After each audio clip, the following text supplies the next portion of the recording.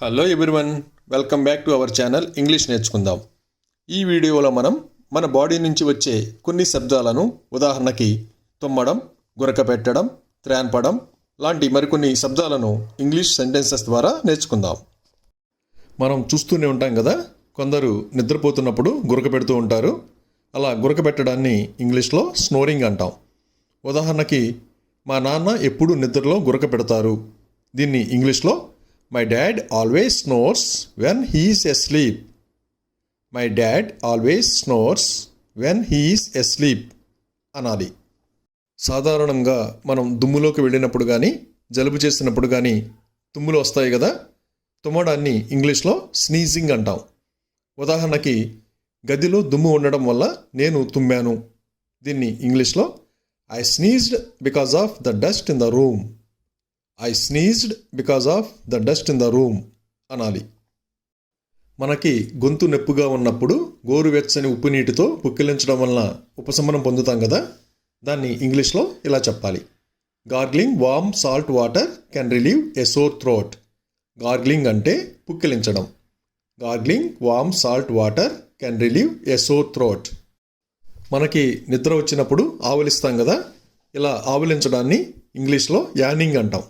ఉదాహరణకి, అతనికి నిద్ర రావడంతో ఆవులించాడు. దీన్ని ఇంగ్లీష్లో he yawned because he was feeling sleepy. He yawned because he was feeling sleepy అనాలి. మనం ఎవరికైనా రహస్యం చెప్పాలంటే నెమ్మదిగా వాళ్ళ చెవిలో గుసగుసలాడుతూ చెప్తాం కదా, అలా గుసగుసలాడడాన్ని ఇంగ్లీష్లో విస్పరింగ్ అంటాం. ఉదాహరణకి, ఆమె తన స్నేహితురాలి చెవిలో గుసగుసలాడింది. దీన్ని ఇంగ్లీష్లో She whispered in her friend's ear. She whispered in her friend's ear అనాలి. మనం బర్త్డే పార్టీస్ అప్పుడు బెలూన్స్ ఊది అలంకరిస్తాం కదా, అలా ఊదడాన్ని ఇంగ్లీష్లో బ్లోయింగ్ అంటాం. ఉదాహరణకి, పిల్లలు బెలూన్లు ఊదుతున్నారు. దీన్ని ఇంగ్లీష్లో kids are blowing the balloons. Kids are blowing the balloons అంటాం. మనం హడావిడిగా ఏదైనా తినడం కానీ త్రాగడం కానీ చేస్తే ఎక్కిళ్ళు వస్తాయి కదా, ఎక్కిళ్ళని ఇంగ్లీష్లో హిక్కప్స్ అంటాం. ఉదాహరణకి, మనం త్వరగా తిన్నప్పుడు లేదా త్రాగినప్పుడు ఎక్కిళ్ళు వస్తాయి. దీన్ని ఇంగ్లీష్లో hiccups can happen when we eat or drink too quickly. Hiccups can happen when we eat or drink too quickly అంటాం. మనం ఏదైనా ఊహించని ప్రమాదం జరిగినప్పుడు సహాయం కోసం కేకలు వేస్తాం కదా, అలా కేకలు వేయడాన్ని ఇంగ్లీష్లో స్క్రీమింగ్ అంటాం. ఉదాహరణకి, వంటగదిలోంచి పొగలు రావడంతో నేను సహాయం కోసం కేకలు వేశాను. దీన్ని ఇంగ్లీష్లో I screamed for help when I saw smoke coming from the kitchen. I screamed for help when I saw smoke coming from the kitchen అనాలి. కొందరికి వివిధ సందర్భాలలో చిటికలు వేసే అలవాటు ఉంటుంది కదా, ఇలా చిటికలు వేయడాన్ని స్నాప్ ద ఫింగర్స్ అంటారు. ఉదాహరణకు, నేను సంగీతానికి అనుగుణంగా చిటికలు వేస్తాను. దీన్ని ఇంగ్లీష్లో I snap my fingers to the beat of the music. I snap my fingers to the beat of the music అంటాం. కొందరు తరచుగా మెటికలు విరుస్తూ ఉంటారు కదా, దీన్ని ఇంగ్లీష్లో క్రాకింగ్ ద నకల్స్ అంటాం. ఉదాహరణకు, నేను తరచుగా మెటికలు విరుస్తాను, అది ఒక అలవాటుగా మారింది.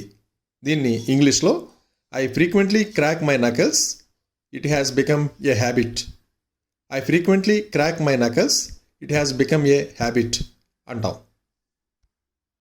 మనం కడుపు నిండా భోజనం చేసిన తర్వాత త్రేంచుతాం కదా, అలా త్రేంచడాన్ని ఇంగ్లీష్లో బెల్చింగ్ అంటాం. ఉదాహరణకి, అతను రుచికరమైన భోజనం తిన్న తర్వాత పెద్దగా త్రేంచాడు. దీన్ని ఇంగ్లీష్లో he let out a loud belch after enjoying delicious food. He let out a loud belch after enjoying delicious food అంటాం. మనకి ఏదైనా అనుకున్న పని జరగనప్పుడు కానీ లేదా కష్టం వచ్చినప్పుడు కానీ నిరాశతో నిట్టూరుస్తాం కదా, నిట్టూర్చడాన్ని ఇంగ్లీష్లో సయ్యింగ్ అంటాం. ఉదాహరణకి, మీరు ఎందుకు నిట్టూర్చారు. దీన్ని ఇంగ్లీష్లో why did you sigh, why did you sigh అని అడగాలి. మనకి బాగా సంతోషం కలిగినప్పుడు చప్పట్లు కొట్టి ఆనందాన్ని వ్యక్తపరుస్తాం కదా, ఇలా చప్పట్లు కొట్టడాన్ని ఇంగ్లీష్లో క్లాపింగ్ అంటాం. ఉదాహరణకి, పిల్లలు ఆనందంతో చప్పట్లు కొట్టారు. దీన్ని ఇంగ్లీష్లో the children clapped their hands with Joy. The children clapped their hands with Joy అనాలి.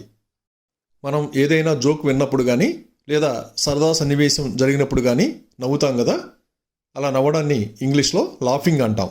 ఉదాహరణకి Tom and Jerry cartoon show నన్ను నవ్వించింది. దీన్ని ఇంగ్లీష్లో the Tom and Jerry cartoon show made me laugh. The Tom and Jerry cartoon show made me laugh అనాలి. కొందరు కోపం వచ్చినప్పుడు పళ్ళు కొరుకుతూ ఉంటారు కదా, ఇలా పళ్ళు కొరగడాన్ని ఇంగ్లీష్లో గ్రైండింగ్ ద టీత్ అంటాం. ఉదాహరణకి అతడు కోపంతో పళ్ళు కొరుకుతున్నాడు. దీన్ని ఇంగ్లీష్లో he is grinding his teeth in anger. He is grinding his teeth in anger అనాలి. మనకి ఆరోగ్యం బాగోనప్పుడు మూలుగుతాం కదా, అలా మూలగడాన్ని ఇంగ్లీష్లో గ్రోనింగ్ అంటాం. ఉదాహరణకి నువ్వు ఎందుకు మూలుగుతున్నావు?